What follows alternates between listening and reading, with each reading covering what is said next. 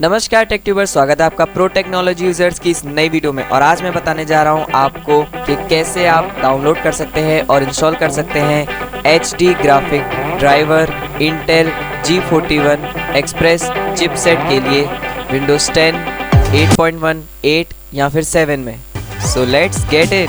तो डिस्क्रिप्शन में मैंने आपको लिंक दिया है इंटेल के इस ड्राइवर यूटिलिटी का, इसे आपने डाउनलोड कर लेना है और लिस्ट भी दी हुई है कि कौन कौन से ग्राफिक कार्ड्स ये सपोर्ट करता है। तो ये ज़िप फाइल आपको मिलेगी, इसे आपने एक्सट्रैक्ट कर लेना है। एक्सट्रैक्ट करने के बाद आपने फोल्डर खोलना है और यहाँ पे ये सेटअप होगा। कोई भी आप विंडोज़ यूज़ कर रहे हो, आपको कॉम्पैटिबिलिटी चेंज नहीं करनी है, बस इसको सीधे रन एज एडमिनिस्ट्रेटर करना है।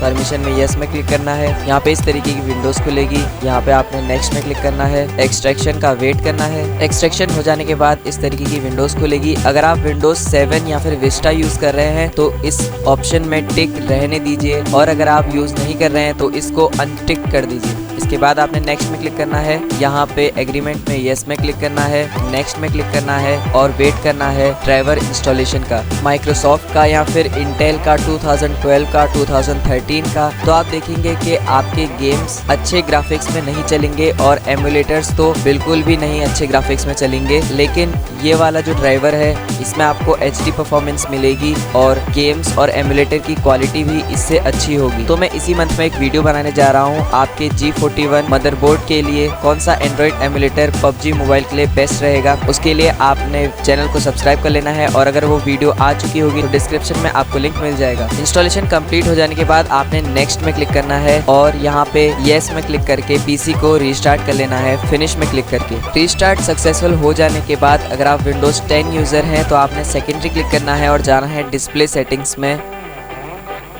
और इसके अंदर आपने जाना है एडवांस डिस्प्ले सेटिंग्स में। यहाँ पे आपने display adapter properties for display 1 में क्लिक करना है और यहाँ पे आपको नया ऑप्शन मिलेगा Intel graphic media accelerator driver का। इसमें आपने क्लिक करना है और यहाँ पे शो ट्रे आइकन में क्लिक करके अप्लाई ओके कर देना है। इसके बाद आपको टास्क बार में हमेशा एक आइकन मिलेगा Intel graphic media accelerator driver का।